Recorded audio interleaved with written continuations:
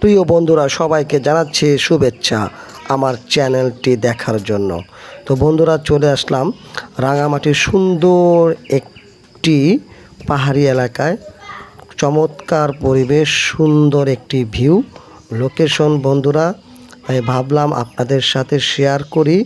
এবং দেখেন বন্ধুরা, প্রকৃতি কত চমৎকার, কি সুন্দর কুচি কুচি পাখির আওয়াজ এবং নিঃশব্দ, এত সুন্দর, কোনো কোলাহল নেই বন্ধুরা। আমরা যে পরিমাণ শহরে থাকি, যে পরিমাণ শব্দ আমরা শুনি, আমরা বিরক্ত হয়ে গেছি।